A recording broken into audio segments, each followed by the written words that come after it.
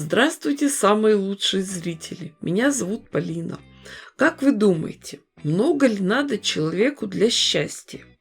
Мне вот попался в руки кусок плотной мебельной ткани, и я довольная. Ткань легко протыкается толстой иглой, поэтому можно творить и вытворять. Этикетка легко убралась, размер большой. Красота! Будем шить красоту красотеющую, прелесть прелестную, симпатюлю симпатюлишную, мимимишку мимимишную. Да, правильно. Молодцы, кто догадался. Будем делать чехол для телефона. Сейчас все телефоны разного размера, поэтому лучше промерить и шить именно под конкретный телефон. Но на всякий случай можно сделать и немного побольше. Пусть будет как маленькая сумочка. Первым делом обозначим место, где у нас будет располагаться вышивка. Нарисуем границы. Никаких эскизов заранее я не придумываю, не рисую. Все делаем на глазах изумленной публики. Основу композиции будут составлять 3 крупных цветка.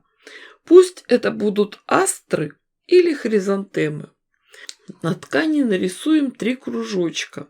Диаметр примерно 4 сантиметра. И внутри них еще по кружочку, бублики. Вышивать будем атласными лентами. Стоят они недорого, продаются в магазинах рукоделия. Цветовую гамму можно легко подобрать.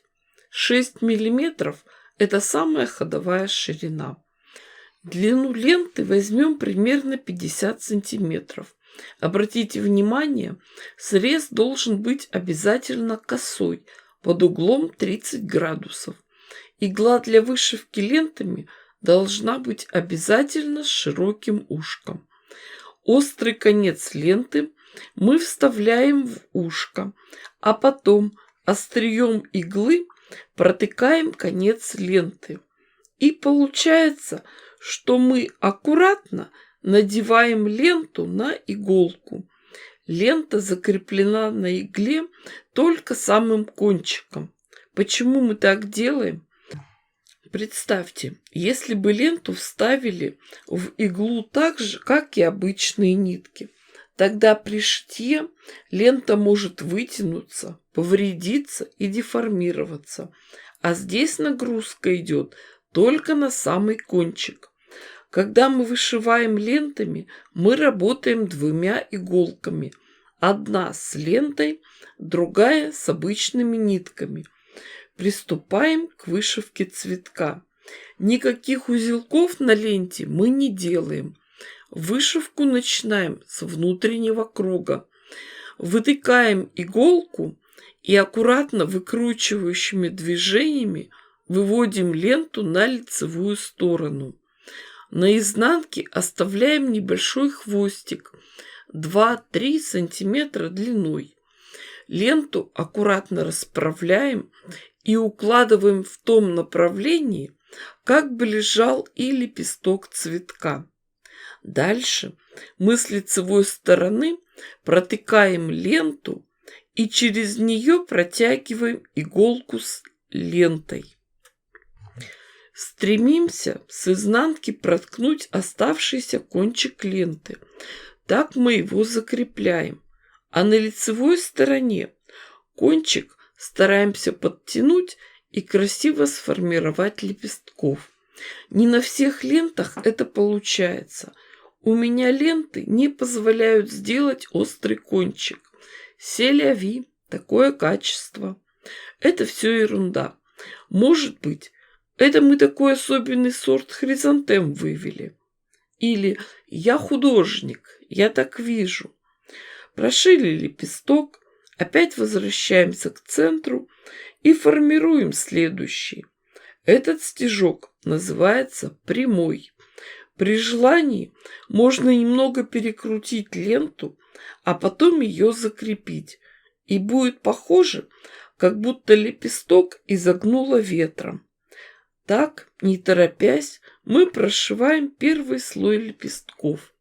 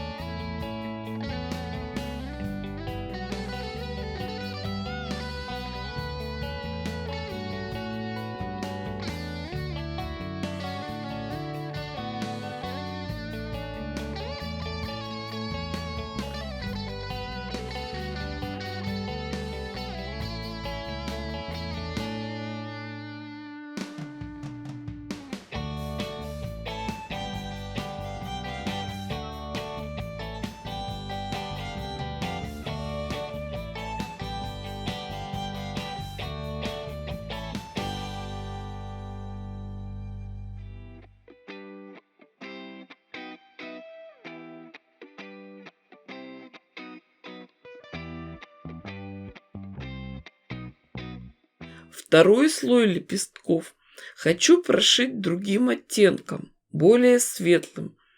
Здесь ленту выводим из центра и прямой стежок укладываем поверх первого слоя лепестков. Самое главное не торопиться. Вы как художник, только вместо кисточки и красок в ваших руках цветные атласные ленты. Знаете, заметила, что как только выкладываю видео с вышивкой лентами, мне тут же начинают писать дамы, которые продают платные мастер-классы, и начинают мне яростно доказывать, что я шью плохо и некрасиво. Да мои вы хорошие, да утю-тю-тю-тю, да продавайте вы свои мастер-классы, кто ж вам не дает? Мне для того, чтобы вышить чехол для телефона, и этих умений хватит. А зрители посмотрят и сами для себя решат, надо им это или нет. Это ведь красиво, легко и просто шьется.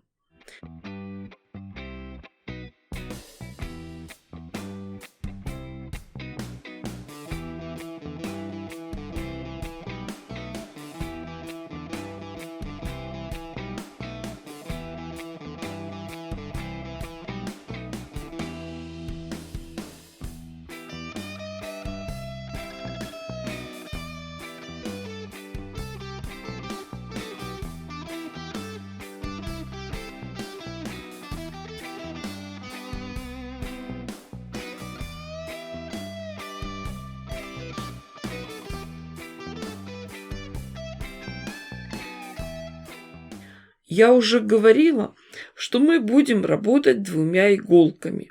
Сейчас мы простой иголкой с ниткой прошиваем, закрепляем ленты между собой. Стараемся ничего не перетянуть.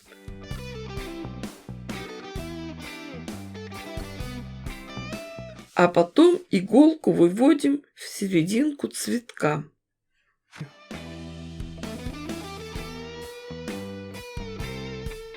Для того, чтобы сделать красивые серединки, нарежем желтую ленту на кусочки примерно 3-4 сантиметра.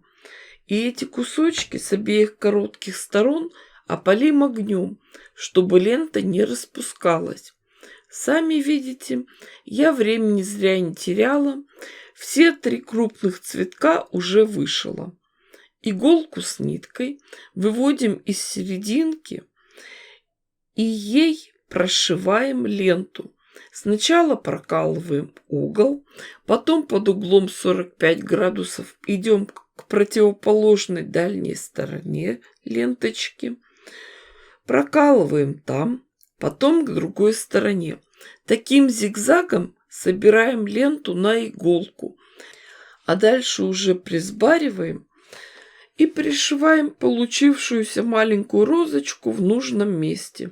красиво смотрится, когда в серединке 3 розочки. Такими серединками украшаем и остальные цветочки.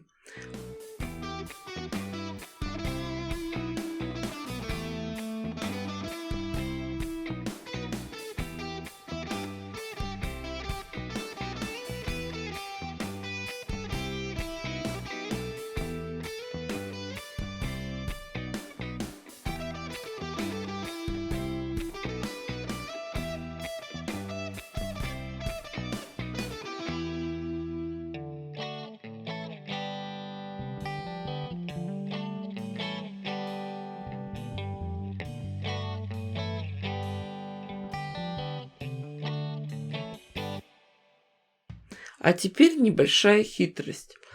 Когда мы вышивали цветы, края лент мы не обрабатывали, просто делали косой срез.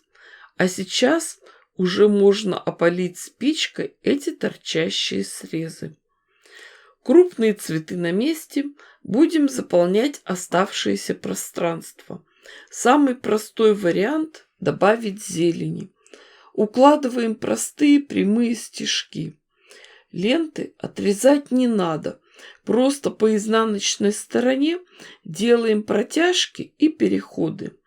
Но если надо вести ленту далеко, то можно ею прошить на изнанке те ленты, которые уже есть.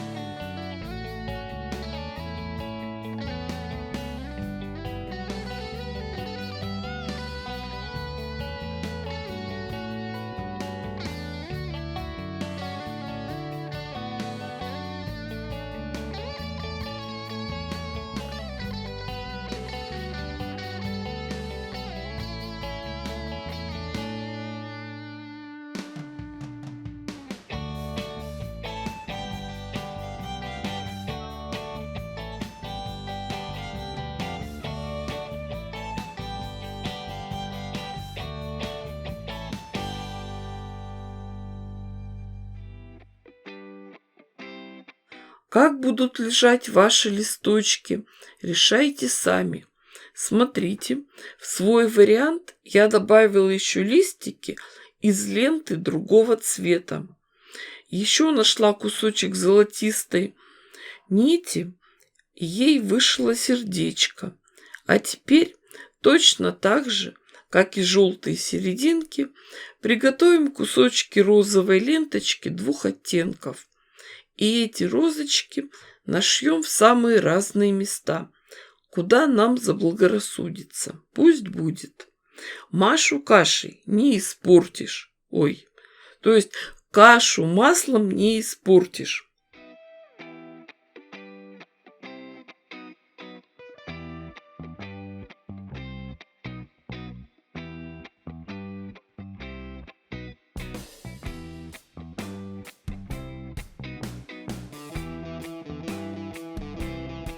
Когда все розочки на месте, все равно хочется еще. Цветов и бриллиантов. Любой каприз за ваши деньги. Где там наши бриллианты? Гулять так гулять. Что хотите, то и пришивайте. Хоть бисер, хоть бусины, хоть красивые пуговицы, хоть яркие пайетки. Мы ведь шьем чехол для телефона, а эта вещь постоянно у нас в руках. А когда я прихожу на работу, то телефон в чехле у меня лежит на рабочем столе. А когда надо куда-то идти, просто вешаю его себе на запястье. Поэтому радуем себя, удивляем окружающих своими умениями. Когда мы всем довольны, вышивку закончили, еще раз проверяем работу и отрезаем лишнюю ткань. Обратите внимание, наверху надо оставить ткани побольше, потому что там будет подгибка. Кстати, идея. Такой вышивкой можно украсить клатч или маленькую сумочку. Ткань у меня с мелким ворсом. Если ее сразу шить на швейной машинке, она будет скользить. Поэтому сначала прошьем ее иголкой с ниткой. В принципе, это один единственный шов, который нам нужен. При шитье чехла для телефона можно обойтись и без швейной машинки. Когда все прошито, остается самая малость – подрезать углы и оформить верхний край. Сделаем подгиб и прошьем его потайными стежками иголкой с ниткой. Стараемся захватывать буквально по 1-2 ниточки, чтобы на лицевой стороне никаких следов ниток не было видно. Когда все готово, выворачиваем чехол. Застежки-завязки делать очень просто. Делаем небольшие разрезы, захватываем только один внешний слой ткани. У нас плотная мебельная ткань, она не сыпется. Завязки сделаем из 2 кусочков ленты длиной около 40 сантиметров. С помощью вязального крючка протягиваем ленты через получившуюся кулиску. Обратите внимание, как должны выходить концы ленты. Оба конца одной ленты должны оказаться с одной стороны. То же самое и с другой лентой.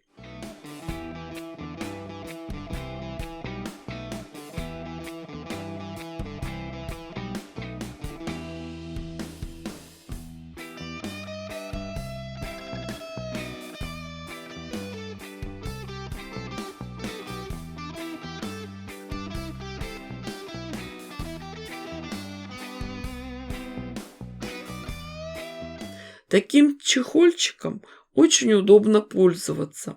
Он легко затягивается и также легко открывается. Носить такой чехол удобно на запястье. Он сшит из бархатистой, приятной ткани, поэтому очень быстро можно на ощупь найти в дамской сумочке. Модель такая уже опробована. Я периодически шью себе новые. Предыдущие просто теряла, а добрые люди очень быстро их находили. А когда я спохватывалась, буквально через минуту, уже ничего не могла найти. А сейчас мой старый чехольчик истерся. Уважающей себя рукодельнице с таким просто стыдно ходить. Конечно, вы уже заметили и другие милые вещички, украшенные лентами. Это и баночка-игольница. В ней храню бисер и бусины. И чехол для очков с ромашками. И красивая игольница с вышитыми розочками. Сами видите, ничего сложного в вышивке лентами нет. Начинающим достаточно усвоить несколько основных стежков. А если понравится, то можно и продолжить обучение. Вы же понимаете, что я дала вам идею. Шейте, творите. У вас все получится гораздо лучше, красивее и интереснее, чем у меня. С вами была Полина. Всем пока-пока и до скорых встреч!